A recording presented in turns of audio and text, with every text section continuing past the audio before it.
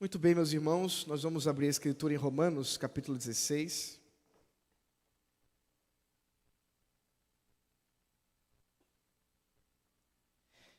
E como eu já anunciei, nós vamos concluir, finalmente, a exposição da carta aos Romanos. Agora faremos a leitura do versículo 17 até o final, o versículo 27.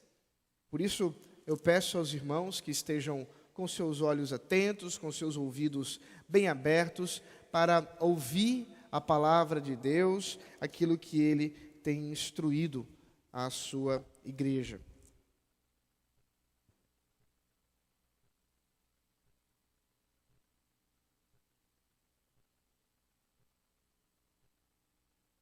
Nós vamos fazer a leitura, Romanos capítulo 16, a partir do versículo 17, assim diz a palavra de Deus. Irmãos, peço que notem bem aqueles que provocam divisões e escândalos, em desacordo com a doutrina que vocês aprenderam. Afastem-se deles, porque esses tais não servem a Cristo, nosso Senhor, e sim a seu próprio ventre. Com suaves palavras e lisonjas, enganam o coração das pessoas simples, pois a obediência de vocês é conhecida por todos. Por isso, me alegro por causa de vocês. Quero que sejam sábios no que diz respeito ao bem e simples no que diz respeito ao mal. E o Deus da paz, em breve, esmagará Satanás debaixo dos pés de vocês. A graça de nosso Senhor Jesus esteja com vocês. Timóteo, meu cooperador, manda saudações, assim como Lúcio, Jason e Sosíparo, meus parentes. Eu, Tércio, que escrevi esta carta, mando saudações no Senhor. Gaio, meu hospedeiro e de toda a igreja,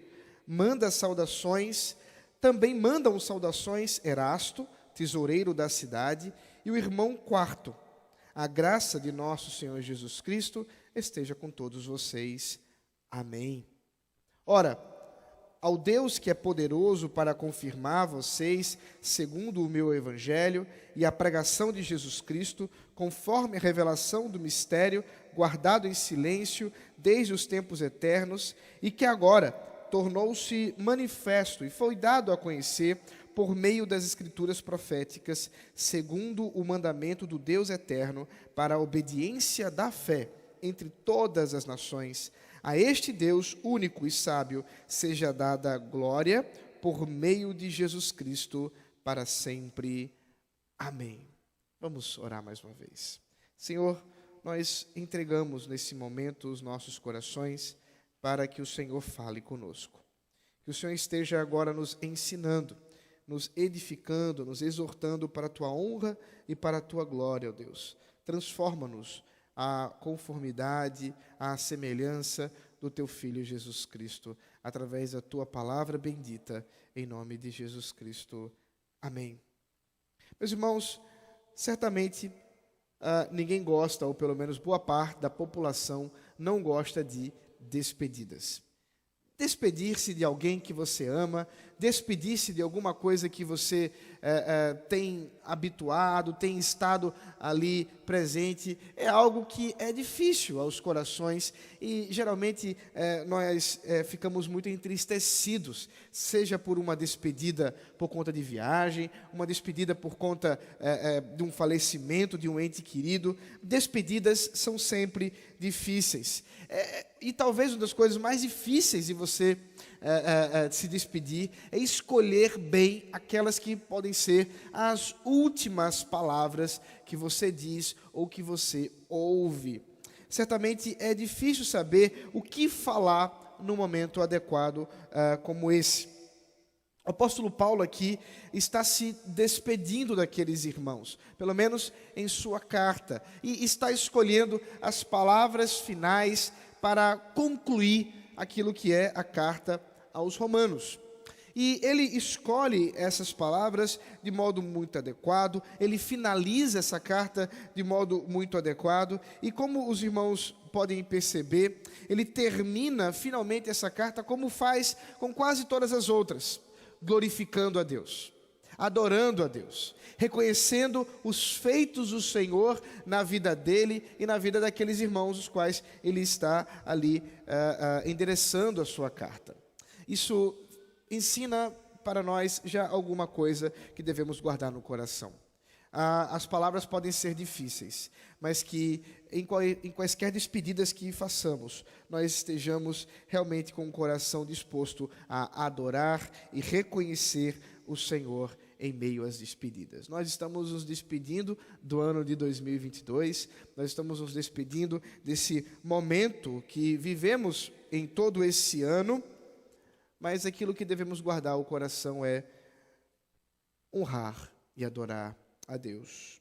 Meus irmãos, foram 38 sermões que nós estivemos aqui apresentando, pregando, trazendo aos irmãos da parte de Deus para expor essa carta. E durante esses 38 sermões, nós observamos e verificamos a doutrina do Evangelho, nós verificamos aquilo que o apóstolo Paulo, inspirado por Deus, ensinou à igreja em Roma e revelou, portanto, aquilo que estava escondido, como vimos também nessa sessão. Está aí um grande benefício da pregação expositiva. Nós não escolhemos o tema, nós não escolhemos o texto. Deus mesmo, segundo a sua vontade, vai nos trazendo a sua palavra, vai nos trazendo o seu ensino e talvez textos que certamente não seriam escolhidos naturalmente pelo pregador são, porque estão ali naquela sequência daquela carta, daquele livro e que precisam ser visitados. Daí, portanto, o motivo que nos levou nesse ano a expor a carta aos Romanos. O segredo, e não era nenhum segredo, é que o desejo nosso, dos pastores, do conselho, era que estivéssemos apresentando mais uma vez a doutrina do Evangelho de Jesus Cristo, o ensino básico, essencial, fundamental da fé cristã. A mesma coisa que fora ensinada aos irmãos, toda a história da igreja, também a nós neste ano. E foi exatamente assim, 2022. Foi um ano para nós visitarmos e aprendermos um pouco mais do Evangelho puro e simples da palavra de Deus. O crescimento, certamente os irmãos podem contar com o crescimento do amadurecimento do ensino da palavra de Deus, como que nós podemos... Só um minuto, meus irmãos.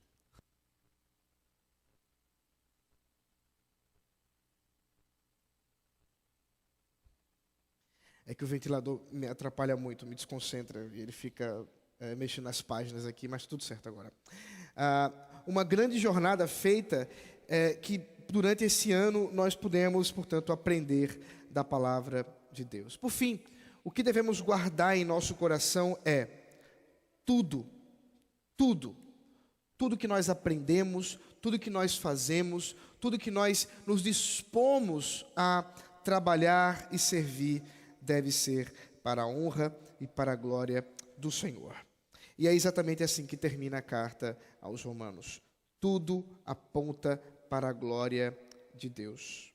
Primeiramente, Paulo se preocupa, nas suas palavras finais, com pessoas que têm distorcido o ensino da palavra e feito, portanto, algumas pessoas tropeçarem na fé e não honrarem, glorificarem a Deus. E, portanto, Paulo diz, cuidado com os falsos mestres. Meus irmãos, nós não sabemos exatamente quem eram esses falsos mestres que já estavam possivelmente ali na igreja de Roma. Nós não sabemos exatamente qual doutrina falsa eles estavam ensinando, Mas Paulo mostra algumas características, e prestem bem atenção, porque essas características são universais com respeito ao falso ensino. Primeiro, o falso ensino divide a igreja. Essa é uma preocupação de Paulo. Ele diz: notem bem aqueles que provocam divisões e escândalos. Essas pessoas estão ali pronunciando doutrinas que, de alguma maneira, não estão trazendo a harmonia para o corpo de Cristo.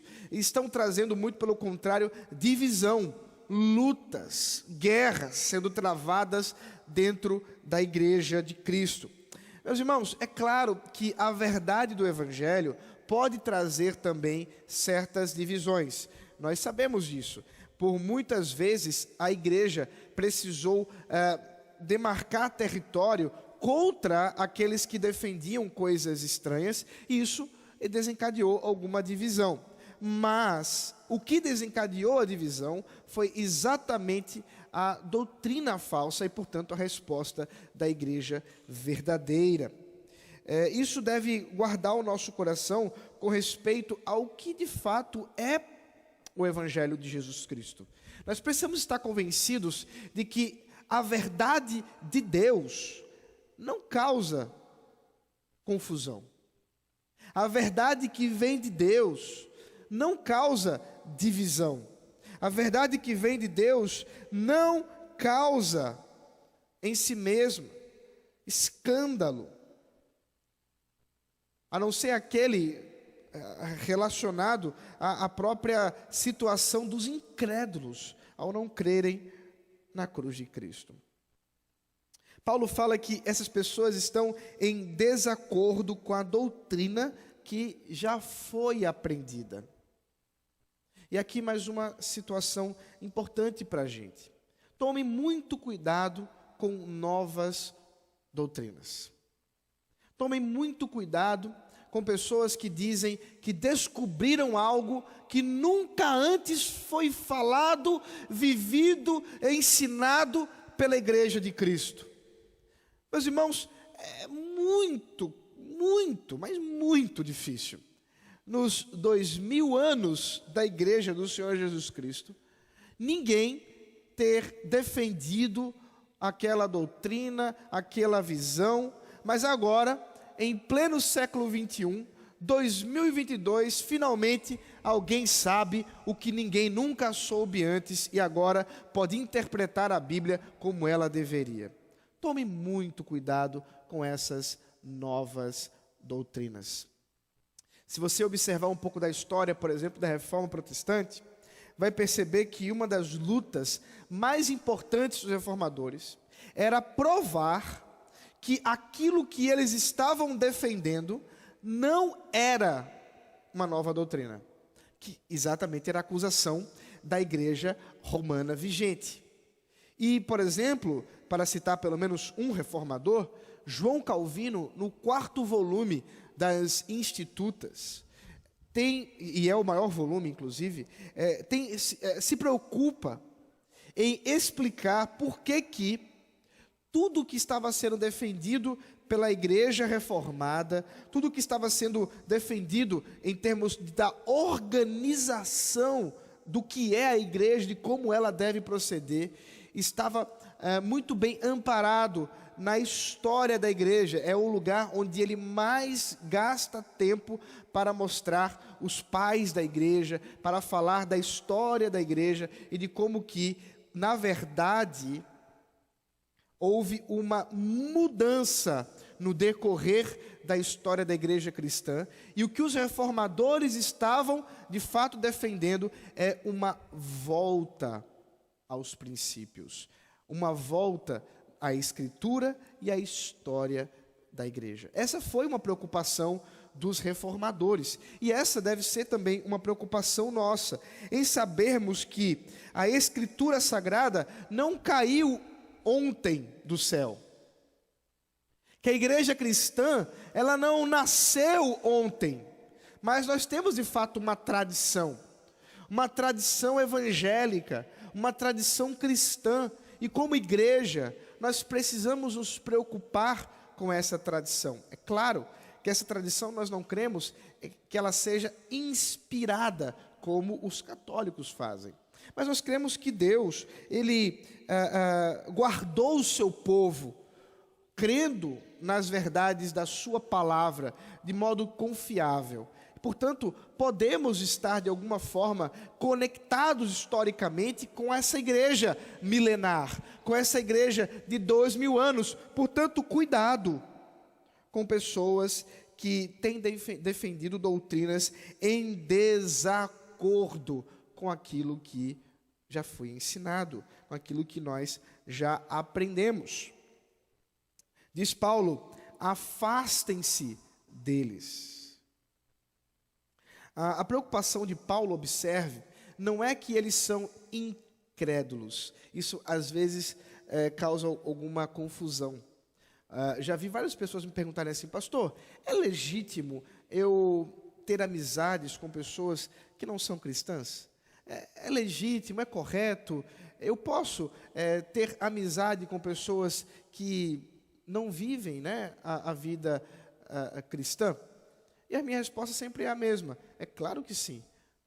Como é que você vai evangelizá-las se você não desenvolver relacionamento com elas? Então, é adequado sim que os cristãos estejam em amizade com pessoas que não são crentes. É claro que também você deve pesar muito bem o que essa amizade tem levado você a fazer, e você deve tomar muito cuidado, porque isso pode também te fazer pecar. Mas o problema que Paulo está falando aqui não é de pessoas incrédulas, isto é, não é de pessoas simplesmente que não conhecem ou não creem em Deus.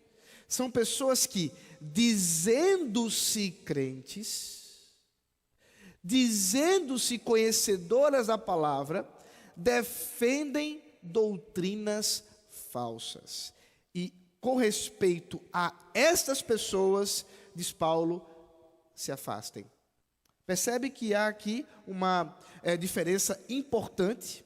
Essas pessoas, em outro momento, Paulo dirá, são como câncer, que corroem naquilo que dizem em suas palavras. Porque a distorção doutrinária, a tentativa de mudar a verdade de Deus, ela age como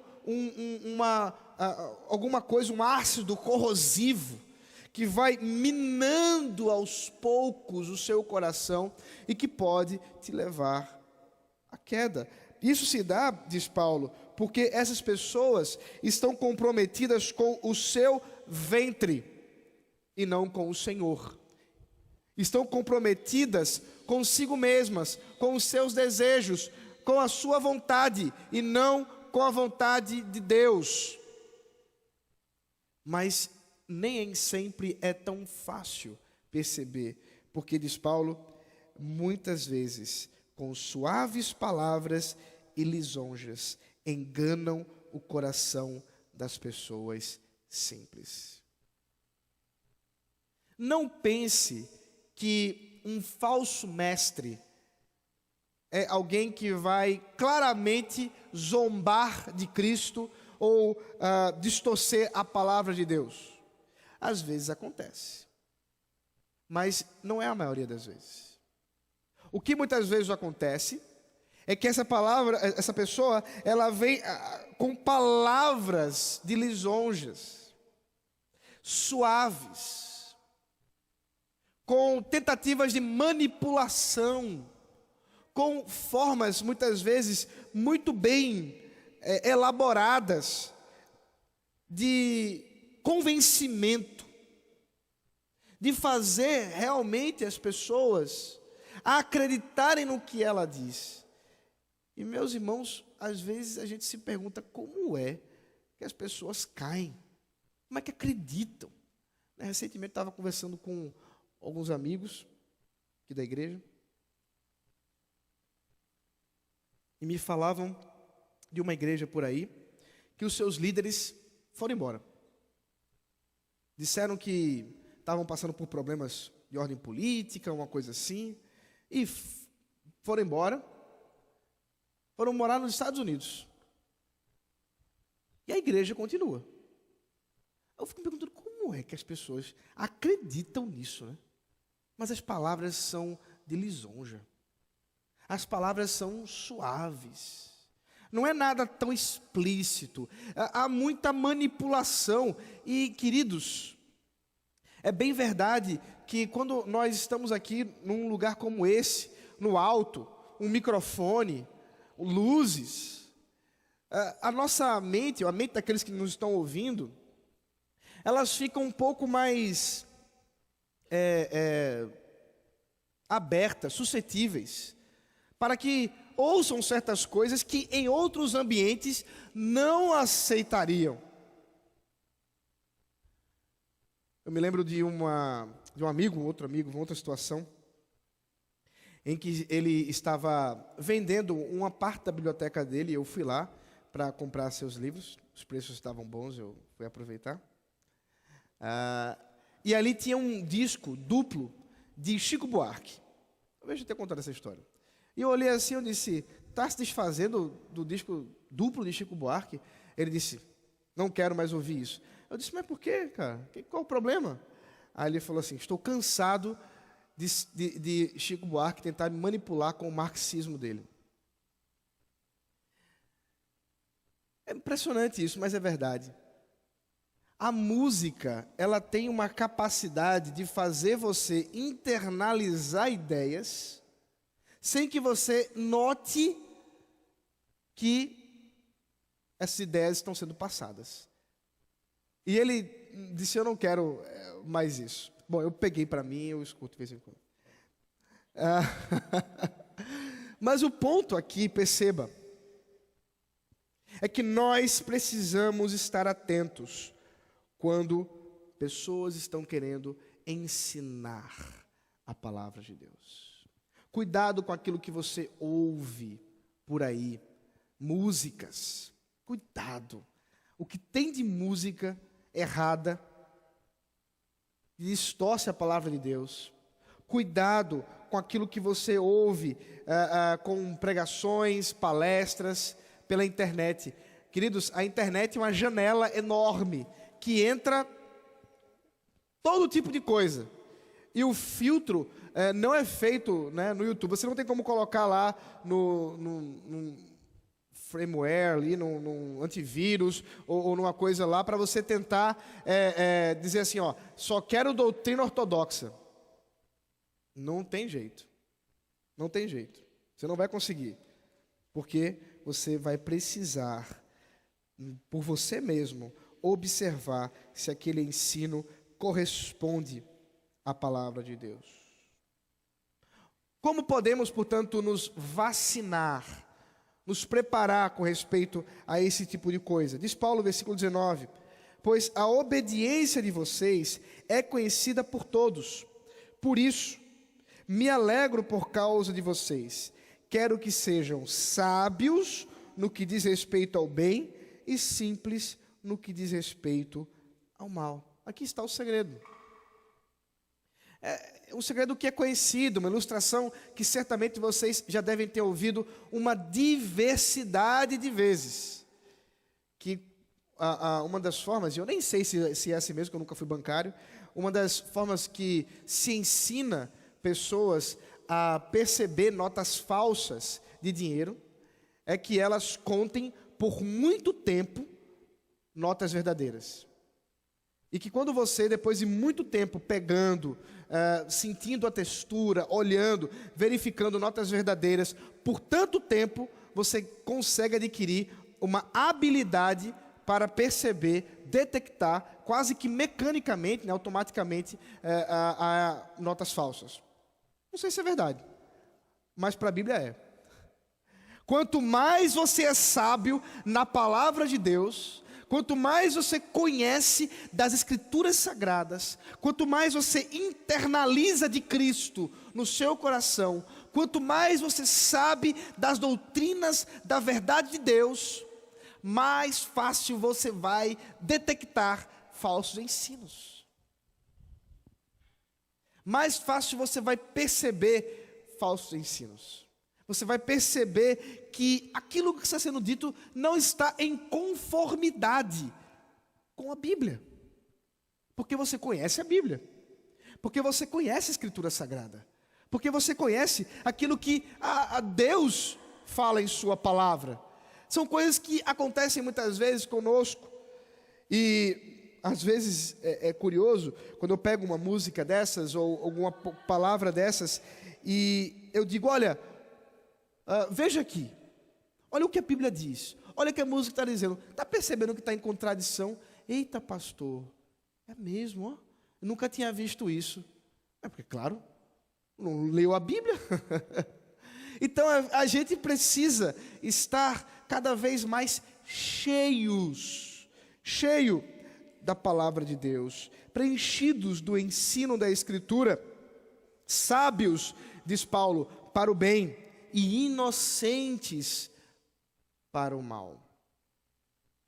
E aqui perceba que essa inocência para o mal, ela é adequada.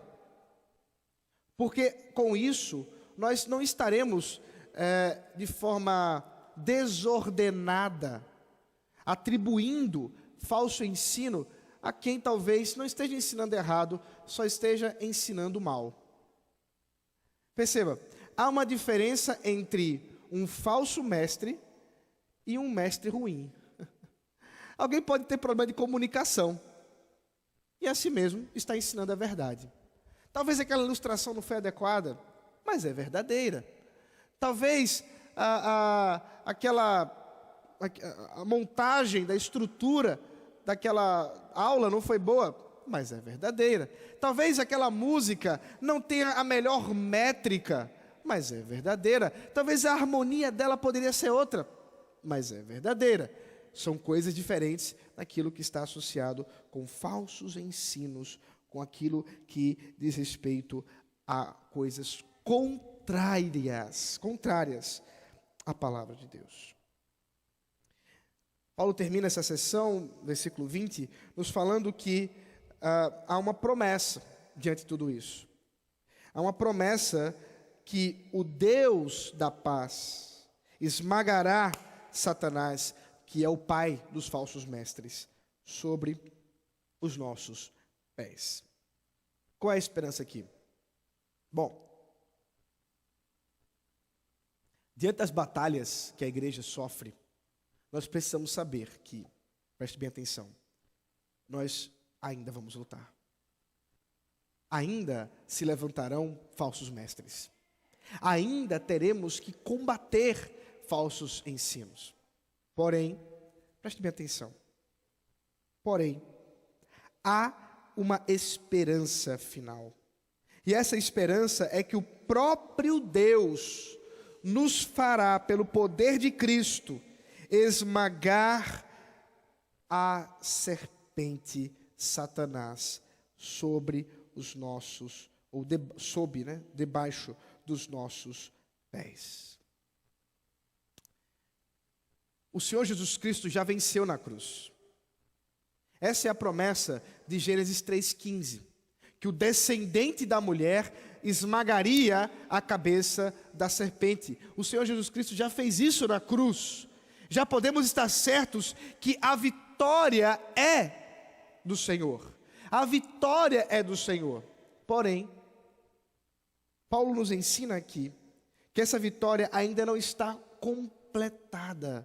Ela não foi finalizada. Por quê? Porque ainda nos resta uma luta. Ainda nos resta mantermos a resistência na fé até que finalmente se cumpra toda a história, se cumpram todas as promessas, e do céu o Senhor Jesus Cristo venha para finalmente cumprir a sua palavra. Mas a igreja jamais será derrotada. Os falsos ensinos não podem derrotar a igreja. Os falsos mestres não podem derrotar a igreja. Não podem. Eles às vezes adquirem algum tipo de força e por um tempo pode parecer que a igreja será destruída, mas ela não será. Ela não será. Podemos estar certos de que com cuidado com os falsos mestres e a esperança certa, nós somos vencedores. O apóstolo Paulo continua e ele mais uma vez menciona irmãos que são cooperadores do seu trabalho.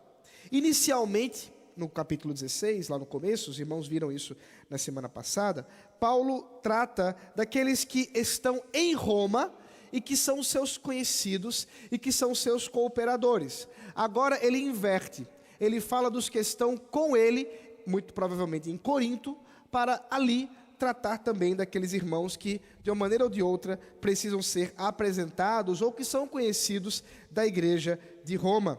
Ele primeiramente menciona Timóteo. Timóteo é conhecido nosso. Timóteo recebeu 2 cartas de Paulo. Timóteo é pastor que foi discipulado pelo apóstolo Paulo, ele que foi chamado para ser também evangelista, para plantar igrejas, e trabalhou especialmente na igreja de Éfeso, grande ajudante e cooperador dos trabalhos de Paulo. Manda saudações para os irmãos em Roma. Também ele menciona Lúcio, Jason e Sosíparo. Lúcio parece ser o profeta mestre mencionado da igreja de Antioquia, em Atos capítulo 13, versículo 1. Jason é aquele que hospedou Paulo no tumulto em Tessalônica, que está mencionado em Atos capítulo 17, versículos 5 a 9.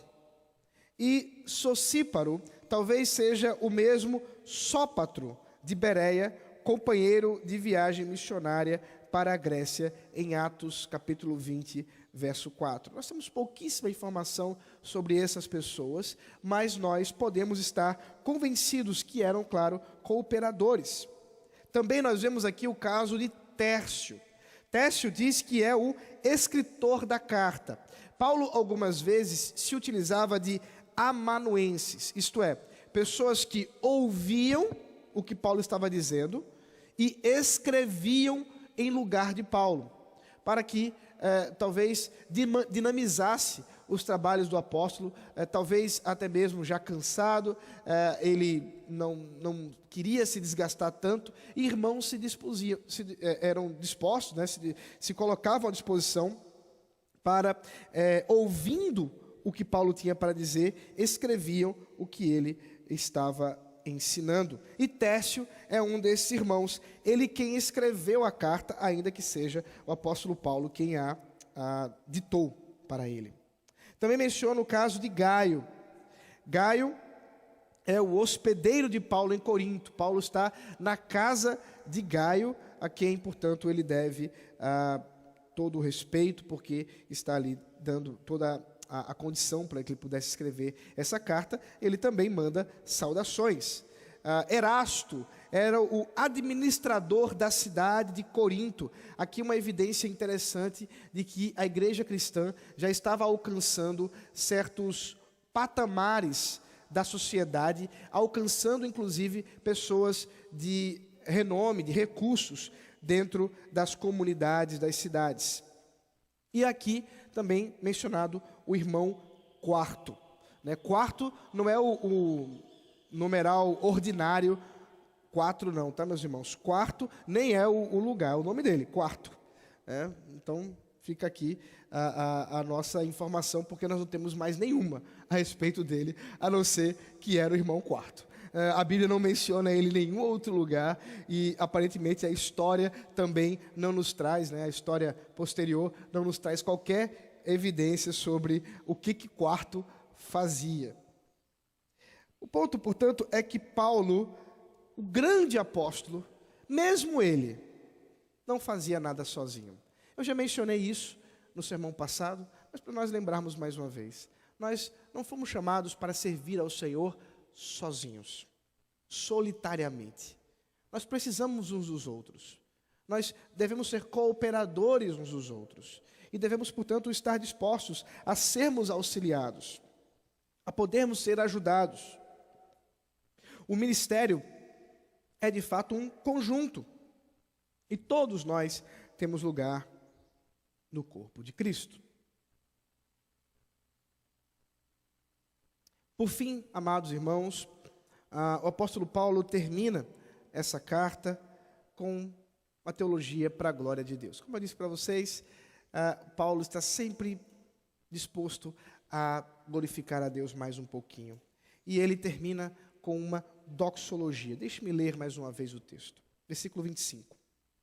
Ora, ao Deus que é poderoso para confirmar vocês, segundo o meu evangelho e a pregação de Jesus Cristo, conforme a revelação do mistério, guardado em silêncio desde os tempos eternos, e que agora tornou-se manifesto e foi dado a conhecer por meio das escrituras proféticas, segundo o mandamento do Deus eterno, para a obediência da fé entre todas as nações. A este Deus único e sábio seja dada glória por meio de Jesus Cristo para sempre.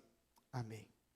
Paulo termina glorificando ao Senhor, adorando a Deus, reconhecendo a quem, portanto, deve ser dada toda a honra e toda a glória. A Bíblia, meus irmãos, não nos foi dada simplesmente para que nós sejamos mais informados.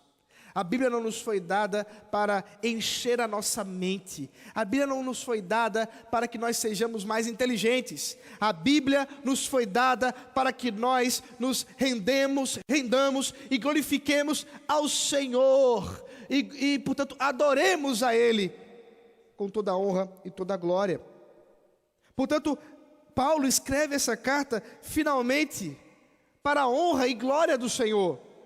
Paulo escreve essa carta para que aqueles irmãos e irmãs glorifiquem a Deus, adorem a Deus. Todo conhecimento deve levar à adoração.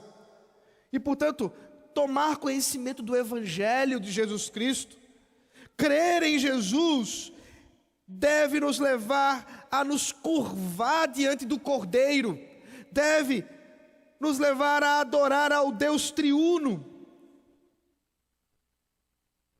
A revelação do mistério que outrora estava escondido, oculto durante os séculos, mas que agora é dado a conhecer por meio das Escrituras.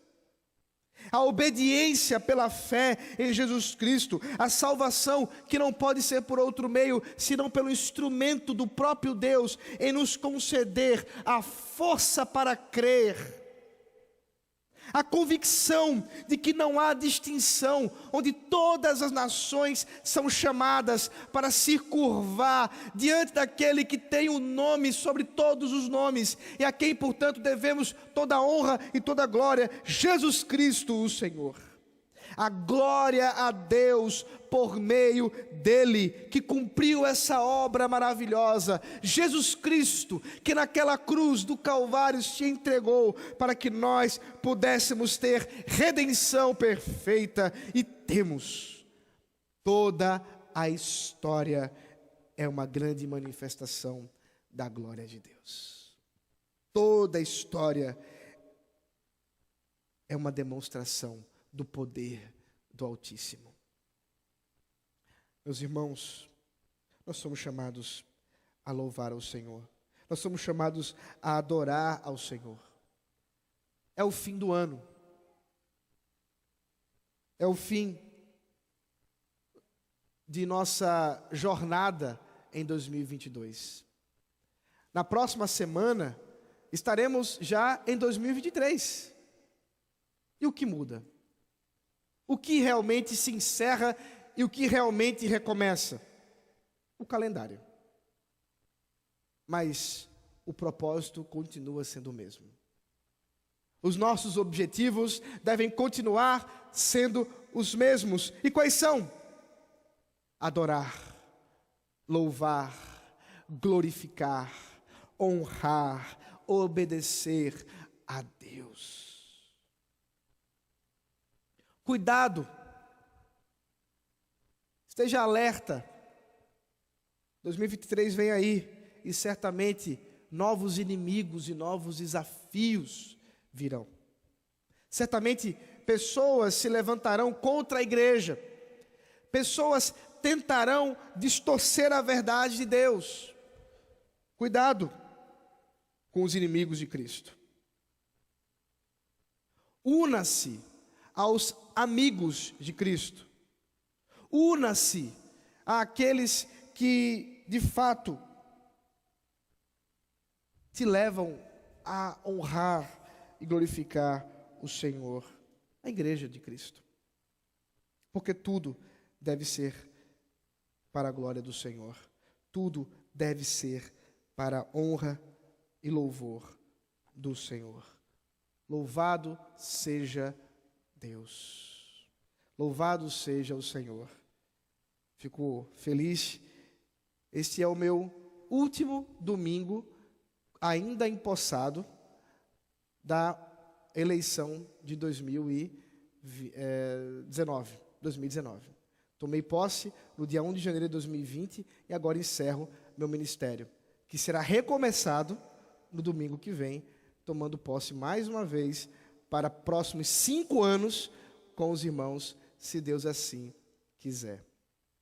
Que o nome do Senhor seja glorificado, que Ele tenha sido glorificado e que Ele continue a ser glorificado por esta igreja, por este povo que aqui se reúne. Oremos. Senhor, nós te louvamos e bendizemos.